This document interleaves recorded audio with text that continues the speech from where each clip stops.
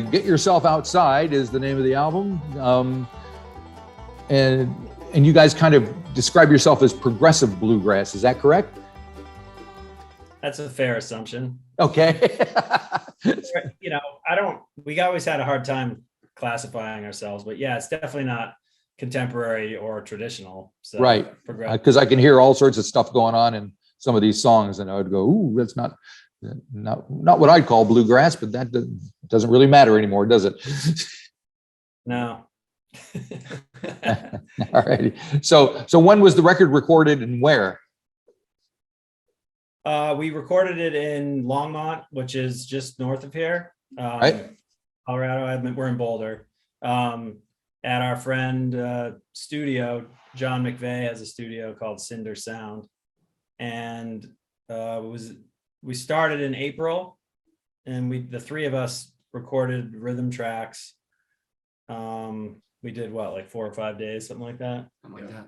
And then we finished it in May, I believe, with the rest of everything else. Now, before we go any further, speaking of the three of you, you should introduce yourselves so the folks who are watching will know who you are. Adam Angelo. Yep, I'm Nick Piccinini. I'm Ben Kaufman. Thank you, guys. Sorry to be rude and wait for so long to do that. I just got carried away. So when you were recording, were you able to all be in the same room and it was in the studio and you weren't like trading files? It doesn't sound like it. So I'm imagining you're all together, right? Yeah, we found a window where we could all be together. Things were still pretty up in the air at that point though. So we were sort of balancing you track COVID exposure and cases and flare-ups, and we're coming from, every different time zone in the US. So, and each spot had its, we're at different places in the whole thing. So finding a window where it just worked, we kind of had to jump on it. But got lucky, and we were really more prepared for this record, I think, in no small part because of the way that the pandemic affected the music business over here. I'm sure it's very similar there. Clubs and venues shut down. Every one of our contemporaries and peers basically became unemployed as far as the touring business went. Yep. And so as a result, though, we were able to get this record pre-produced in pretty fine detail. So when we did have that window, we just flew in and did it. We knew what we were doing. In years past, or records past, we've allowed ourselves a little bit more creative freedom in the studio space, but this one, it just didn't make sense for a number of reasons. So we flew in and just got to work and knocked it out. All right. And song one, oh, sorry, go ahead. I was going to say, in hindsight, we should have been doing that for every record, but for sure. We didn't. See, because of the pandemic. So we sent around tracks to everybody, and we actually wrote together like we're doing Zoom right now. Right. And that's how we kind of fixed and pieced together all the songs, and that was my next question. Was how do you guys write, and who does what, and the whole. Usually, we made folders online that we can upload ideas to, but a folder with each of our names. Right. And then Nick puts one up there. He'll be like, "Hey, check out this one," and we'll listen to it. And then when we schedule a Zoom session, we'll be like, "Hey, do you want to work on that one?" Sure. And we might work on that one and another one, and bounce off ideas on lyrics and also on the way, the layout of the song, and where, is there going to be solos here? Is there going to be harmonies on the chorus or the bridge or things like that? And we just talk through it for the most part. Right. It's a very non-traditional way of making bluegrass music, but there you go. It was almost like being together. I mean, it really didn't, I didn't notice it being hindering. I mean, it's easier to be sitting in a room together, but sure, it wasn't that much different. I mean, short of these guys living in the sticks and their crappy internet, but there's always that. So the album opens up with a tune called "Beside Myself," correct? So why is that there at the beginning? Why have you chosen that to kind of kick things off? Now I'm breaking my back for the man, just doing what I can until I'm free. beside myself. You gotta have something that pops right out of the gate. You know, you only get the one chance. Somebody's gonna put the record on and press play, and they're gonna hear something first. And so we wanted it to be. I think we wanted it to be up tempo. That was a requirement. But also in the band, Nick here is our newest member. He's been in the band for 3 years now, but Right. Pandemic, math means it only feels like it feels like a year maybe. Right. And so we also were, there was it was a wonderful way to introduce people to Nick's voice, his playing, his songwriting. And he can tell you more about the song, but we wanted to have that happen right out of the gate, Okay. So tell me more about the song, Nick. The song really came out of frustrations with the pandemic. I was working as like a maintenance man, groundskeeper, Right. and through the pandemic just to make some money. And some of the original lyrics, which were pretty bad, got scrapped, but they had to do with that. And I don't know, I was just out taking care of stuff, and I just had that melody come in my head and had an idea for lyrics, and then threw it to these guys. And it's just a song about the pandemic, really. Okay. Now, one song I wanted to touch on was "If Only." I was wondering, first of all, who was singing that, because it sounded like a different voice than. Yeah, that's me. Okay, that's you. And it almost sounds like a country folk ballad, but there's some very nice fiddling in it. So tell me a little bit about that. If only we could turn from the show and see each other clearly. Imagine how far we could go, more than my words can say. Well, I still am not convinced that I had COVID, but I was tested positive in December Okay. of 2020. So when I was isolating is when I came up with the idea originally. And it was just, I don't really, for all my songs, the majority of the ones that I've come up with, I don't really write with any intent. It's kind of just when ideas come to me, I roll with it. And so I didn't have any intent. Like you say, it sounds country or whatever. It was just an idea that came in my head. And, it's a song about relationship issues and, kind of wrapping up in a positive light, things maybe worked out for the guy. Gotcha. That's always good. But And it's followed by "Up This Hill," which sounds that to was be. Nick on the fiddle too. On that. Yeah, because he plays mandolin in the band predominantly, but he played fiddle on that track as well. Oh, cool. Yep. Yeah, Sounding sang good. harmony on it too. Hey, and as I was saying, that's followed by "Up This Hill," which sounds like somebody different singing that one. I swore I'd never stray, swore I wouldn't lose my way. Lord, I made my bed to lock my cages. Stars are in the air, I put my worries there, my cheap regrets and all my little rages. Yeah, that's Dave. Yeah, Dave's not here. Dave's plays not here. banjo. All right. Right. He plays banjo in the band, and that seems like the most bluegrassy to me on the record. It's still the way Yonder Mountain approaches bluegrass, which has always sort of been our own method, or method's not the right word, but the Yonder Mountain sound. And that one is just that one seems like if we're doing bluegrass, that's what it sounds like. I was going to try to show a picture of him, but I don't have any recent ones.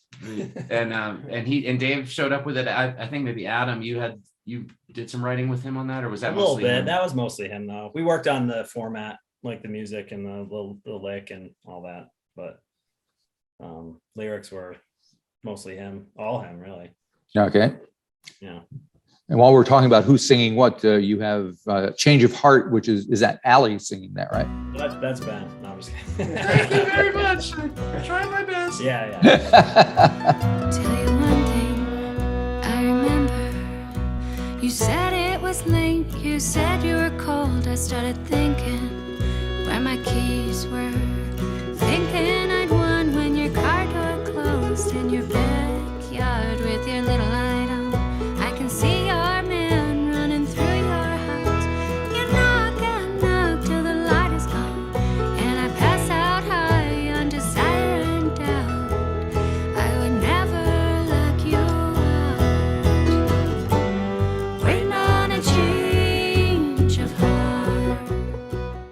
Yeah, that's Allie. She's around somewhere, but well, she's getting ready for the.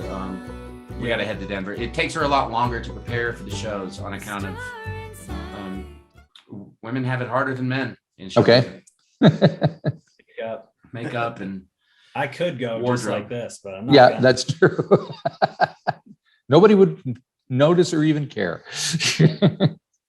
Yeah, so that's Allie, and Allie is a wonderful live performer. Fiery fiddle player, great Right. singer. It isn't really isn't really a songwriter. So that was Dave's another one of Dave's songs, and we try to be throughout we're 24 years of this band now. We've always approached it in a very democratic way, or wanting maybe just having the feeling that it's a lot more enjoyable experience internally and hopefully externally when we have everyone's voices represented in a project, whether that's the live show or on a record. It's just more interesting, and it certainly fits with the way we've structured our band and conceptualized our band from the very beginning. Gotcha.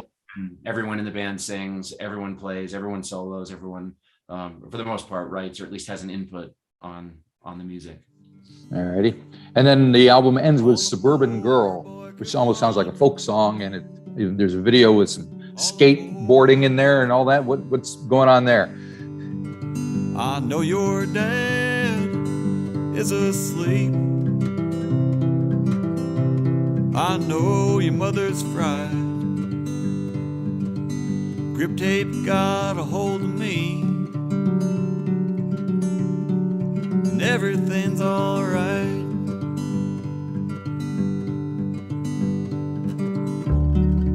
Get yourself outside. Won't you come and go? It's not a lot to the world. Make up your mind, suburban girl. Well, Dave wrote that one as well. That's Dave singing. Okay. You see me? We've always wanted to do a animated type video. Going back 15 years or more, we've been talking about it. 20 years probably. And got in touch with this guy John Somerson, who was a friend of a friend of a friend even, and he was interested, and I sent him the song and he loved it, and we didn't give him any art. We just said, you interpret it the way you want. We didn't give him any video direction, and then he came up, spit that out, which I think it's awesome, and it's my favorite track on the song too. I mean, on the album as well. Oh, really?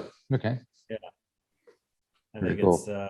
it creates a lot of nostalgic memories in my head, What's up? Hey, here's Allie. Oh, okay. Hey, Allie. How are you? Good. I'm Marty. I'm in Auckland. So you guys, you're playing at a place called Meow Wolf in Denver tonight. What's that going to be like? Yeah. What do you think? Have you been there before? We went last night. We filmed some video there. Oh, really? It's an art gallery museum type thing, so everything's kind of like hands-on, interactive. It's actually really cool. I haven't been. Did you go in the venue? Yeah. Yeah. So I didn't go in the venue. It's an incredibly psychedelic thing. The company that makes that does these installations. You might be familiar with a festival called Burning Man. Oh, sure. Yeah. And the idea of makers and builders who come up with these fantastical things that they just, because they are inspired to do so. We saw similar things in Japan when we played Fuji Rock Fest, and then a couple other festivals in the States. One was called Electric Forest, but things where if you have to walk through a forest to get from the one main stage to the other main stage, along the way you're going to encounter sculpture, fire-breathing dragons, or jungle gyms with mechanical monkeys swinging around. It's fantastical, almost like Alice in Wonderland. Right.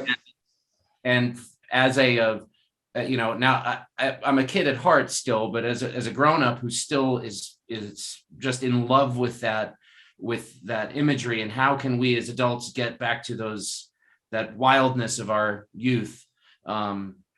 it's an extraordinary experience, but quite far away from New Zealand. But if you ever, Not necessarily. well, We have if you ever hobbits here, you know. yes, I know. We all want to visit so badly. We really do. But it's an extraordinary venue and experience. And the stage, the venue room, it's not only is it a cool space, but every floor, ceilings, walls are all projection and interactive. So if you get in there before the rest of the crowd, you'd be able to realize that any place you step on the floor or touch on the wall creates rippling patterns or sounds, and they have a whole library of interactive video that just works, and they have somebody dedicated to that, running that during your show. Right. So this will be a creative exercise between the band and this person as well, and we've never co-created before, so that's going to be exciting. It sounds pretty psychedelic, actually. Pretty wild. Psychedelic bluegrass. Is there a thing? Why not? Is it a thing? Why not? Yeah, sure. You It know, is.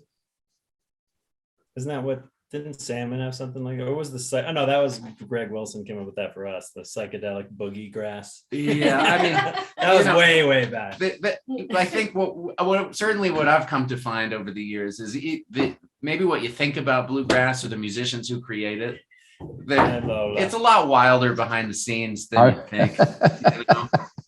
So yeah, the psychedelic world and the bluegrass world, there's some overlap in the grand Venn diagram of the whole thing.